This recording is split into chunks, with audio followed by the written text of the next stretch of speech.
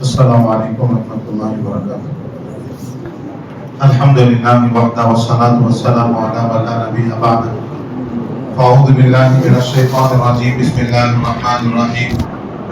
ومن احسن قولا ممن دعا الی اللہ وعمل صالحا وقال اننی من المسلمین ولا تستوی الحسنۃ ولا السیئۃ ادفع بالتي هي احسن فاذا الذي بينك وبينه عداوة كأنه ولي حميم وما يلقاها إلا الذين صبروا وما يلقاها إلا ذو حظ عظيم وإما ينزغنك من الشيطان نزغ فاستعذ بالله إنه هو السميع العليم۔ صدق اللہ العظیم۔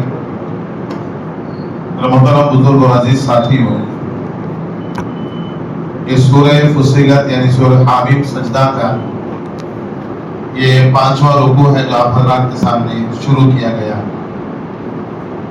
ابتدائی آیت میں اللہ تبارک و تعالیٰ نے اللہ کے طرف بلانے اور دعوت کی اہمیت کو ذکر فرمایا۔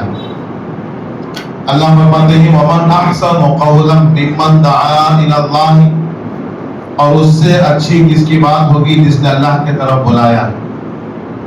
لوگوں کو اللہ کے طرف بلانا، دعوت دینا، توحید کی، رسالت کی، وحدانیت کی اور ایمان کی دعوت دینا یہ اللہ تبارک و تعالیٰ کو بہت زیادہ پسند ہے۔ جتنے انبیاء علیہ السلام دنیا کے اندر گزرے ہیں، تمام انبیاء علیہ السلام کا مقصد یہی تھا کہ وہ لوگوں کو اللہ کے طرف، دین کے طرف بلاتے، اور کیوں نہ ہو اللہ تبارک و تعالیٰ کی بھی یہ صفت ہے، اللہ تبارک و تعالیٰ داعی ہے۔ اللہ یدعو الی دار السلام، اللہ تم کو دار السلام یعنی جنت کی طرف بلاتے۔ اور رسول اللہ صلی اللہ علیہ وسلم کی جو صفات اللہ نے ذکر فرمائے اس کے اندر یوں فرمایا یا ایھا النبی انا ارسلناک شاہدا ومبشرا ونذیرا وداعیا الی اللہ باذنہ، اور آپ لوگوں کو اللہ کی طرف بلانے والے ہیں اللہ کے حکم سے۔ اللہ داعی ہیں، نبی داعی ہیں، اور اللہ تبارک و تعالیٰ نے ہم لوگوں کو جناب محمد رسول اللہ صلی اللہ علیہ وسلم کی امت میں پیدا فرمایا ہے۔ جب ہم اس کے اندر پیدا ہوئے ہیں تو اس امت کا ہر ایک فرد داعی، ہمارے ذمہ اللہ تبارک و تعالیٰ نے کام دیا ہے۔ اللہ کے نبی صلی اللہ علیہ وسلم مثال فرما کر چلے گئے، اور اللہ کے نبی صلی اللہ علیہ وسلم نے یہ دعوت کی ذمہ داری اس امت پر رکھی۔ اپنے حجۃ الوداع کے موقع پر حضرات صحابہ کو مخاطب کر کے اللہ کے رسول صلی اللہ علیہ وسلم نے فرمایا کیا میں نے دین تم تک پہنچایا کہ نہیں پہنچایا؟ سب نے کہا آپ نے دین پہنچایا ہے، آپ کی ذمہ داری ادا کی۔ پھر اللہ کے نبی نے صحابہ سے مخاطب ہو کر فرمایا بلغوا عنی ولو آیہ، اگر میرے سلسلے میں ایک بات بھی تمہیں معلوم ہو تو وہ بات دوسروں کو پہنچا۔ فلیبلغ الشاہد منکم الغائب، جو تمہیں کا حاضر ہے اس کے اوپر لازم ہے کہ غائبین تک دین کو پہنچائے۔ حضرات صحابہ کی جماعت کو اللہ تبارک و تعالیٰ جزائے خیر نصیب فرمائے، انہوں نے اس ذمہ داری کو سمجھا، پوری دنیا کے اندر پھیل۔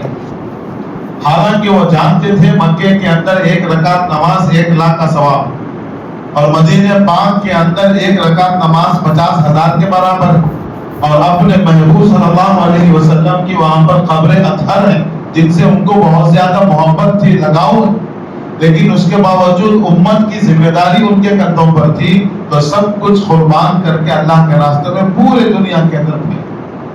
صرف حجۃ الوداع کے اندر 1.25 لاکھ صحابہ اللہ کے نبی کے ساتھ حج کر رہے تھے، لیکن آپ دیکھیں گے جنت البقیع کے اندر 10,000 صحابہ کی قبریں ہیں، باقی صحابہ کی قبریں پوری دنیا کے کونوں کے اندر چلی۔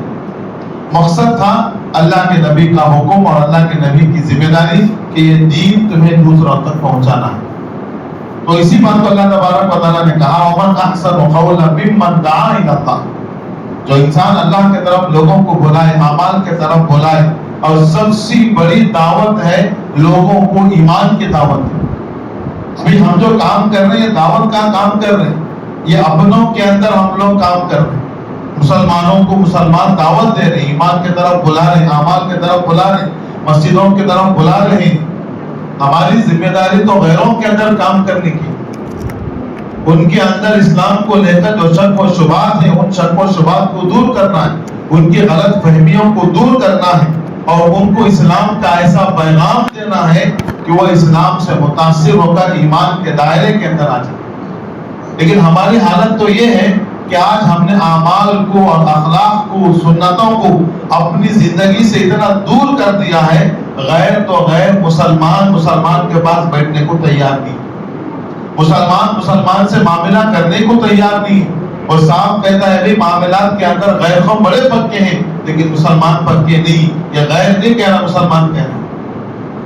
حضرات صحابہ نے جو کام کیا ہے انہوں نے اپنی زبان سے بھی دعوت دی ہے، لیکن حضرات صحابہ کا بڑا عمل دعوت کے اندر ان کی زندگیاں اور ان کے معاملات، ایسے معاملات بازار کے اندر، ایسے معاملات آپس کے اندر، ان کے اخلاق سے لوگ متاثر ہو کر اسلام کے اندر داخل ہوتے تھے۔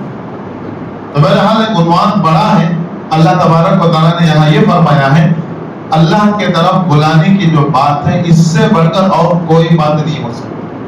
تو یہ داعی کی صفت ہے کہ بڑا عمل ہے، اور یوں فرمایا وعمل صالحا، داعی صرف وہ نہیں ہوتا جو دوسروں کو دعوت دے اور اپنے آپ کو بھلا دے، دوسروں کو کہہ رہا ہے نماز پڑھنے کی طرف آؤ، دوسروں کو برائی سے روک رہا ہے لیکن خود عمل نہ کرے، اب ایسی دعوت کا کچھ اثر نہیں ہوتا۔ ہماری دعوت کا اثر اسی وقت ہو سکتا ہے جب میں ان اعمال کا پابند رہوں۔ اس کا مطلب یہ نہیں کہ ہم جب تک خود پابند نہ ہو دعوت بھی نہیں دیں گے، دعوت آہستہ آہستہ دیتے رہنا چاہیے، اور جب ہم لوگ دعوت دینا شروع کریں گے اور جب ہم اسی کے خلاف عمل کریں گے، کم از کم ہمارا دل تو گوارا نہیں دے گا، اور دل ہمیں اپنے آپ کو اندر سے یہ کوسے گا کہ تو کیسا ہے کہ دوسروں کو تو اچھائی کا حکم کرتا ہے اور اپنے آپ کو بھلا دیتا ہے۔ تو داعی سب سے پہلے جو عمل شروع کرے گا اپنی زندگی سے، وہ عمل صالحا، لوگوں کو دین کی طرف بلائے، اللہ کی طرف بلائے اور خود نیک کام۔ اس لیے فرمایا کہ داعی کا اصل دعوت جو ہے اپنے نفس کو ہے، پھر وہاں سے شروع ہوتا ہے اپنے گھر بار کی طرف متوجہ ہو، اپنے اہل و عیال اور اپنے گھر بار کی فکر کرے۔ اس لیے کہ ایسے بھی داعی بہت سارے ہیں کہ پوری دنیا کی ان کو فکر ہے اور پوری دنیا کی سیر و تفریح کر رہے دعوت کے نام پر، اور ان کا فیض پورے عالم میں پہنچ رہا ہے، لیکن گھر کے اندر خود ان کی بیوی اور ان کے بچے جو ہے دور ہیں۔ تو ایسا نہ ہو، وعمل صالحا، اپنی ذات کے اعتبار سے بھی اعمال کے پابند، اور دوسرے نمبر پر اپنے اہل و عیال سے، اپنے خاندان سے، اور پھر سارے عالم کے۔ وقال اننی من المسلمین، اور وہ داعی یوں کہے کہ اپنے آپ کو بلا شبہ میں مسلمان ہوں اور اسلام کے سارے ارکان کو میں قبول کرتا ہوں۔ ولا تستوی الحسنۃ ولا السیئۃ، اور یاد رکھو اچھائی اور برائی برابر نہیں ہوتی۔ لا تستوی الحسنۃ ولا السیئۃ، اچھائی اور برائی برابر نہیں ہوتی۔ اچھائی اچھائی ہے، برائی برائی ہے، وہ دونوں برابر نہیں ہو سکتے۔ اچھے اور برے کیسے برابر ہو سکتے ہیں؟ اب یہاں کہنے کا اللہ تبارک و تعالیٰ کا مقصد یہ ہے جب تم دعوت کے اندر اترو گے اور لوگوں کی اصلاح کی فکر کرو گے، لوگ تمہارے بارے میں برا بھلا کہیں، لوگ تمہیں تکالیف پہنچائیں گے، ہو سکتا ہے زبان سے اور ہو سکتا ہے ہاتھ پائی سے۔ تمام انبیاء کی تاریخ اٹھا کر دیکھو، ہر نبی کو دعوت کے کام پر ستایا گیا۔ جناب محمد رسول اللہ صلی اللہ علیہ وسلم مکے کے 13 سالہ زندگی، مکے کے اندر اللہ کے نبی نے نبوت سے پہلے 40 سال گزارے ہیں پورے اخلاق کے ساتھ، اور پورے نبی سے متاثر تھے اور سب ایک عزت کرتے تھے۔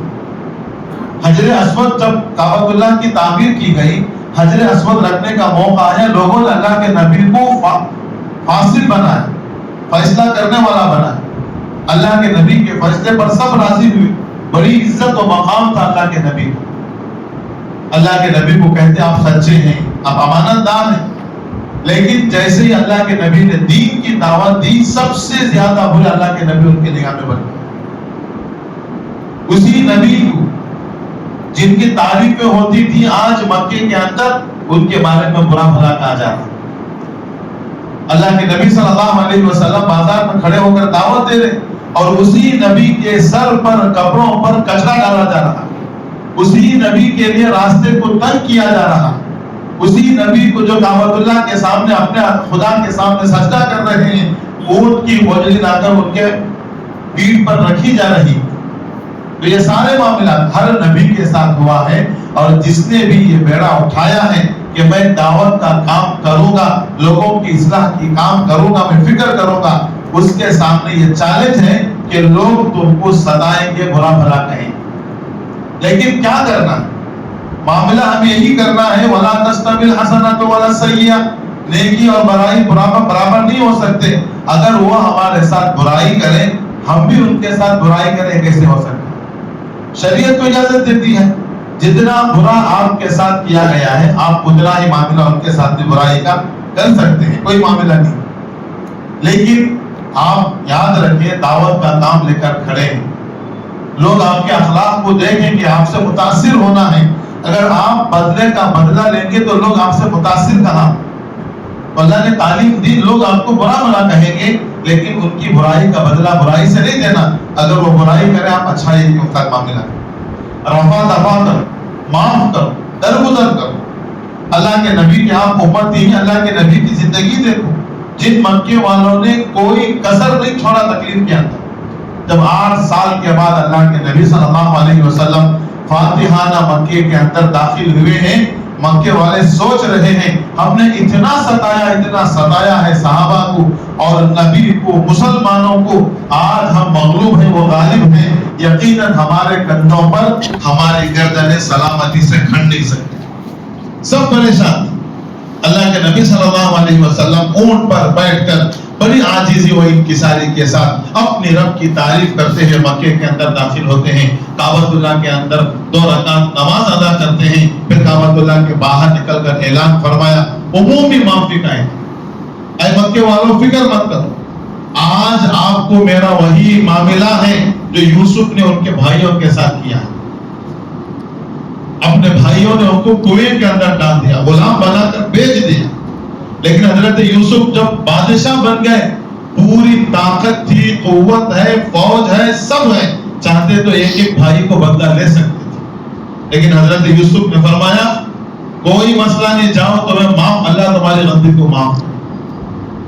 اللہ کے نبی فرمانے، میرے بھائیوں مکے والوں، جو بھائی یوسف کا جو اپنے بھائیوں کے لیے حکم تھا، آج میرا وہی آپ کے لیے بھی عمومی معافی کا ہے۔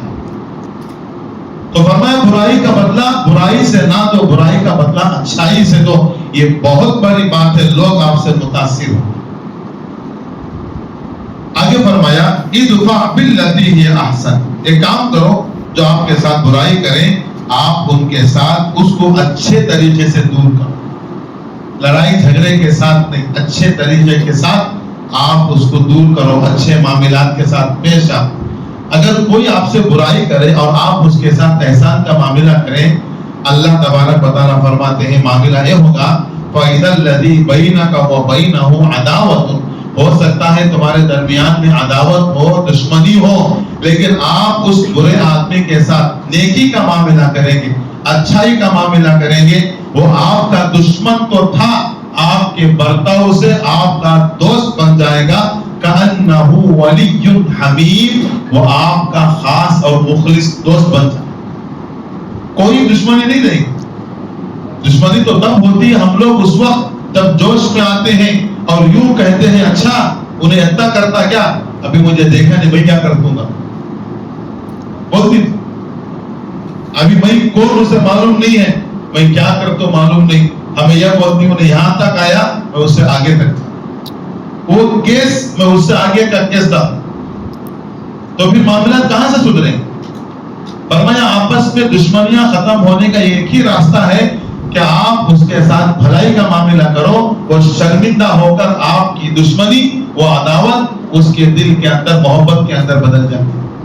اور اللہ کے نبی نے فرمایا مومن ایک دوسرے سے دشمنی نہیں رکھتا، بڑا آسان طریقہ اللہ کے نبی نے بتایا ہے، بڑی مشہور حدیث، فرمایا سنو غور سے، تم اس وقت تک جنت میں داخل نہیں ہو سکتے جب تک تم مومن نہ بن جاؤ، اور اس وقت تک تم مومن نہیں بن سکتے جب تک تم ایک دوسرے سے آپس میں محبت نہ کرو۔ دو چیزاں ہو گئی، جب تک مومن نہیں بنو گے جنت میں نہیں جاؤ، اور جب تک آپس میں ایک دوسرے سے محبت نہیں کرو گے تم مومن نہیں کہلاؤ گے. اور آگے اس کا فارمولا بھی بتا دیا کہ تم جانتے ہو کہ کس سے آپس میں محبت بنتی ہے. آپس میں محبت بنتی ہے سلام کرنے سے. افشوا السلام, سلام کو آپ کتنا ہی دشمن ہو, آپ کا چہرہ دیکھنا گوارا نہیں, لیکن آپ اسے آگے بڑھ کر ایک مرتبہ سلام کریں, ساری دشمنیاں ختم ہو جائیں. وہ آپ سے ہو سکتا ہے فی البدی سلام کا جواب تو نہ دے, لیکن اپنے گھر جا کر اپنے دوستوں میں اپنے گھروں کے اندر کہے گا کہ اتنے سال کے بعد آج انہیں سلام کریا. کیا کریا ہے؟ سلام تو کیا. تو لوگ کہیں کہ سلام کا جواب تم نے کیوں نہیں دی؟ ایک سلام ہے جو آپسی دشمنیوں کو ختم کر دیتا. اسی وجہ سے اللہ کے نبی نے سلام کی ترغیب دی. سلام کی ترغیب فرمایا سلام کو عام کرو, لوگوں کو کھانا کھلاؤ, گھر پر بلاؤ, کھانا کھلاؤ. جو لوگ گھروں کے اندر لوگوں کو کھانا کھلانے کا رواج رکھتے ہیں, یہ مت سمجھیں کہ ان کے گھر کے اندر غربت آئے گی, مال ختم ہو جائے گا. نہیں, لوگوں کو گھر کے اندر بلا کر کھانا کھلانے سے اللہ تبارک و تعالیٰ گھر میں برکت ایسے عطا کرتے ہیں, اور برکتیں رحمتیں گھروں میں اتنی آسانی سے داخل ہوتے ہیں. اللہ کے نبی نے حدیث کے اندر فرمایا اونٹ کا جو کوہان ہوتا ہے نہیں پیٹھ کے اوپر, وہ سراپا نرم گوشت ہوتا ہے, تیز چاقو اس کے اوپر رکھتے ہی وہ اندر گھس جاتا ہے. فرمایا اللہ کے نبی نے جیسے آسانی سے اونٹ کے کوہان کے اندر تیز چاقو چلے جاتی ہیں, ایسے ہی رحمتیں ان کے گھر کے اندر داخل ہوتی ہیں. سلام کو عام کرو, لوگوں کو کھانا کھلاؤ. رات دیر میں جب لوگ سو جائیں, تم اور تمہارا اللہ ہو, ایسے وقت میں اللہ کے سامنے نماز پڑھو. یہ 3 کام کرو. چوتھا کام, آپس میں رشتہ داری کو صلہ رحمی کرو. ادخلوا الجنۃ بالسلام, سلامتی سے جنت میں داخل ہو جاؤ. تو بہت بڑی اللہ نے بات فرمائی. دشمنی 1000 ہو لیکن آپس میں اچھا سلوک وہ دشمنی کو ختم کر کے دوستی بنا دیتا. اور آگے اللہ نے کہا ہے وما یلقاها, یہ جو حلم ہے, بردباری ہے, آپس سامنے والے کے برے اخلاق کو جھیلنا, سامنے والے کے برے اخلاق کو جھیلنا, اسے برداشت کرنا, اسے حلم کہتے ہیں. یہ سب کے پاس نہیں ہوتا. برائی کا معاملہ اچھائی سے دینا سب کے بس کی بات نہیں ہے, سب کے بس کی بات نہیں ہے. اللہ فرمانی وما یلقاها, یہ اخلاق سب کو اللہ نہیں دیتے, الا الذین صبروا, مگر ان کو جو صبر والے ہوتے. سب کو بھی وہ عادت نہیں ہو, بہت کم لوگ ہوتے ہیں جو اس عادت کے ساتھ متصف ہوتے ہیں, اچھائی کا بدلہ برائی سے دے.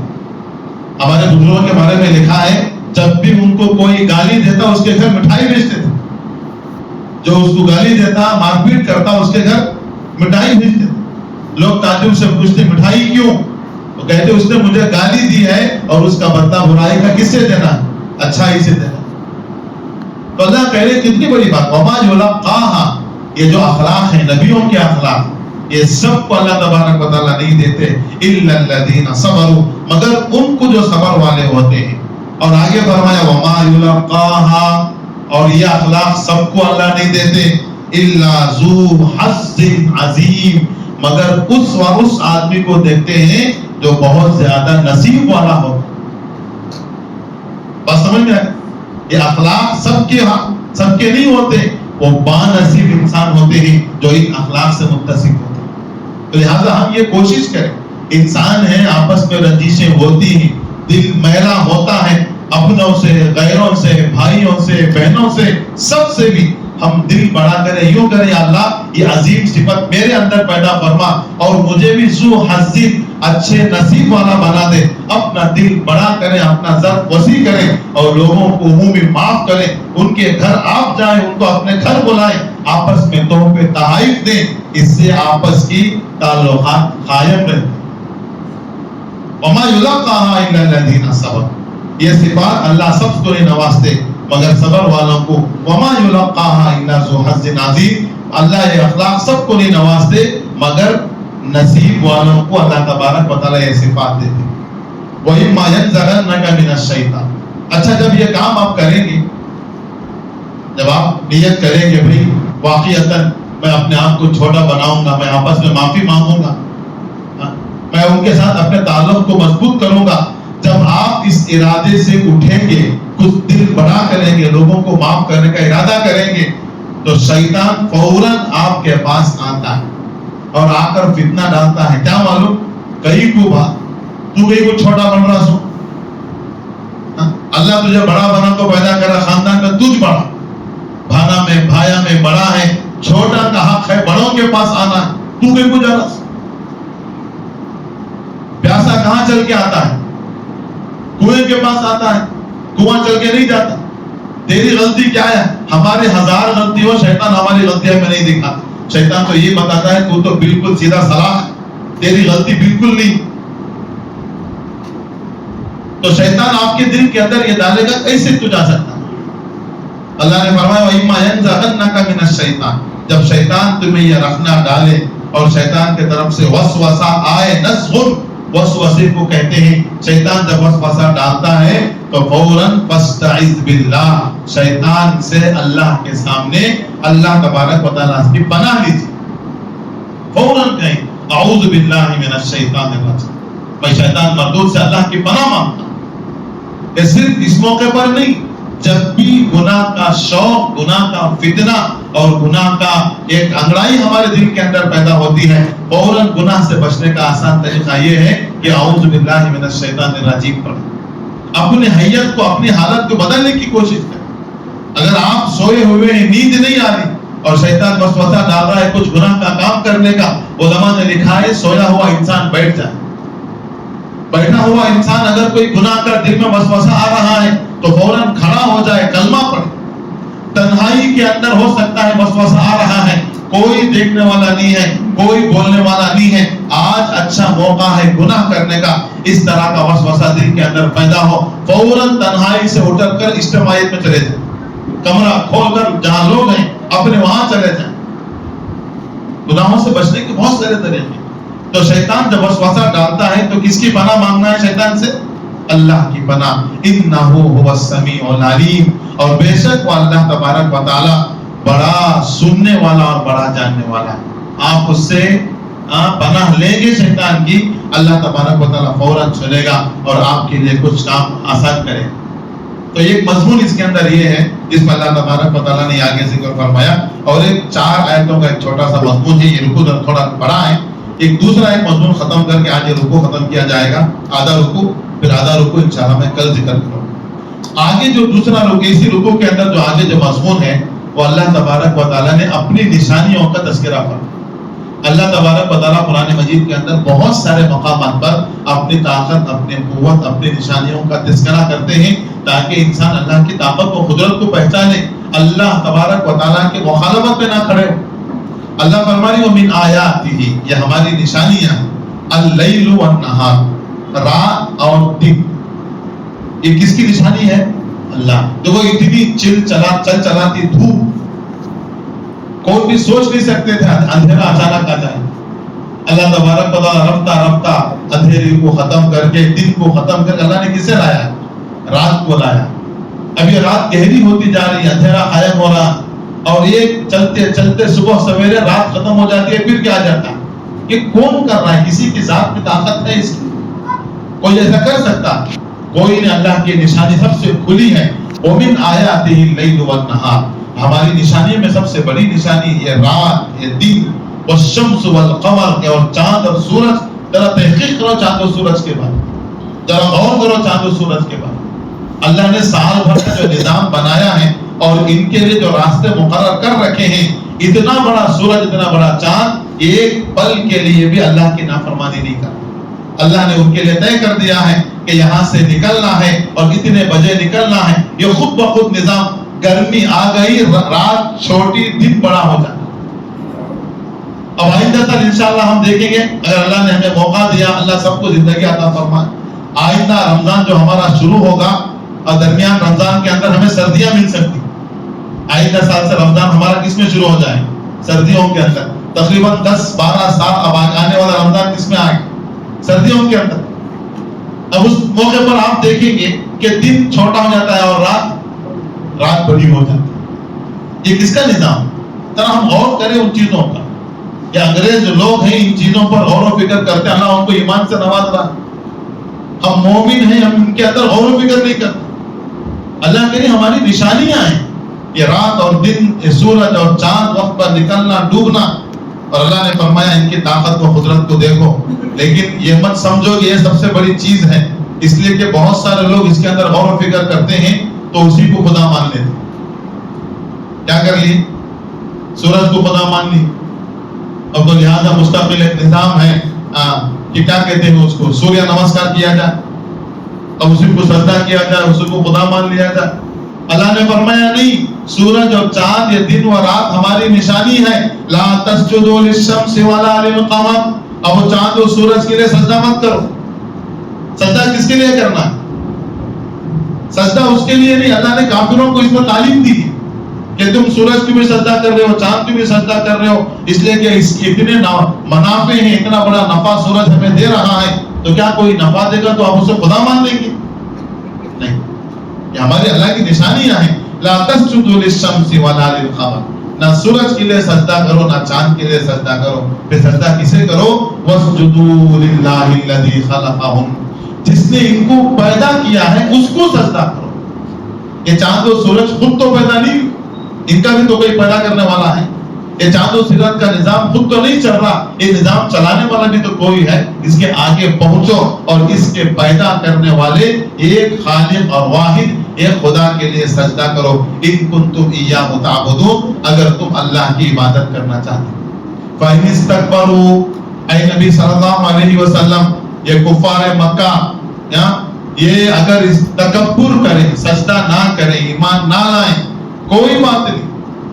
اگر یہ اتنا سا انسان ہے اللہ کے سامنے اکڑ رہا ہے اور یوں کہتا ہے میں سجدہ نہیں کروں گا اللہ سے، اگر یہ تکبر کر کے ایمان نہیں لاتے، اللہ کے لیے سجدہ نہیں کرتے، کوئی بات نہیں. فالذین عند ربک یسبحون لہ باللیل والنہار وهم لا یسأمون. یہ سورج، یہ چاند، یہ دن و رات اللہ کی تسبیح بیان کر رہے ہیں. اتنی بڑی مخلوق اللہ کی تسبیح بیان کر رہی ہے، اگر یہ تکبر کرے تو کوئی مسئلہ نہیں ہے. اور یہ جو چاند و سورج دن و رات، میں نے کہا نہیں اللہ کی نشانیاں برسوں سے، سالہ سال سے اللہ کی فرما برداری کے اندر لگے ہوئے ہیں.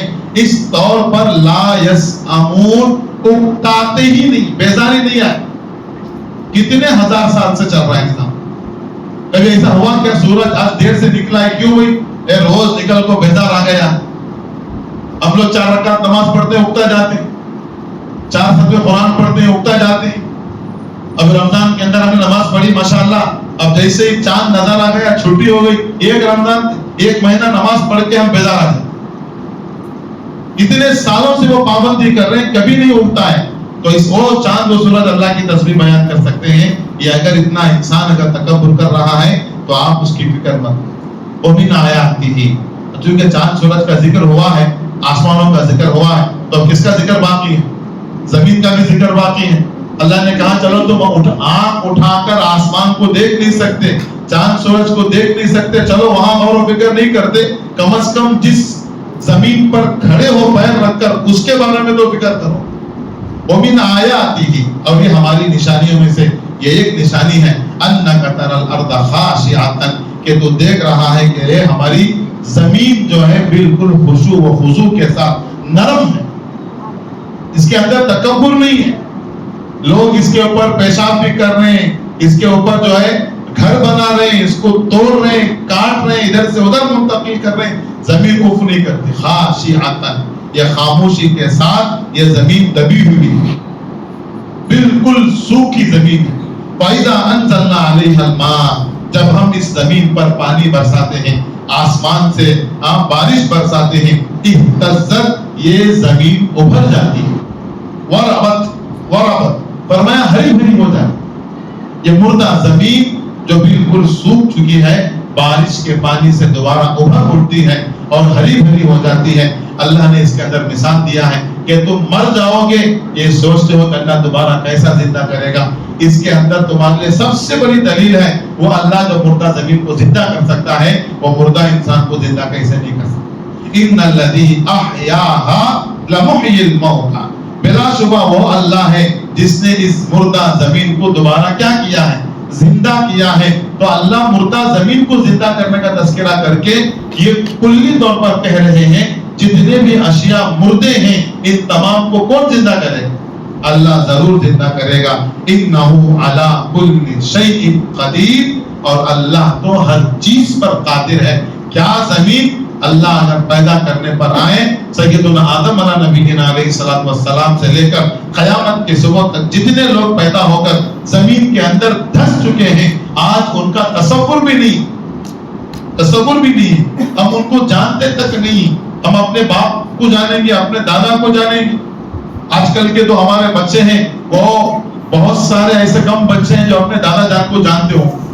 اکثر بچے وہ ہیں جو اپنے دادا سے واقف بھی نہیں اور ان کا نام تک نہیں جانتے. ہم بہت سارے بچوں کو پوچھتے ہیں والد صاحب کا نام تو یاد، دادا کا نام یاد نہیں ہوگا، تو ان کا نام و نشان تک نہیں ہے. اللہ تبارک و تعالیٰ ان کو بھی کیا کرے گا؟ زندہ کل قیامت کے دن کھڑا کرے گا. انہو علی کل شیء قدیر. تو یہ دوسرا یہ مضمون کا جس میں اللہ تبارک و تعالیٰ نے چاند اور سورج زمین کا تذکرہ کر کے فرمایا ہے یہ ہماری نشانیاں ہیں. اللہ کی ان نشانیوں کو دیکھ کر اللہ تبارک و تعالیٰ کی بڑائی، اللہ کی کبریائی اور اللہ کی معرفت کو ہمیں اپنے دل کے اندر اجاگر کرنا ہے، اور اجاگر کر کے اپنی ساری زندگی اس اللہ کے لیے عاجزی و انکساری اور فرما برداری کے اندر گزارنا ہے. اللہ تبارک و تعالیٰ ہم تمام کو عمل کی توفیق عطا فرمائے. وما علینا الا البلاغ.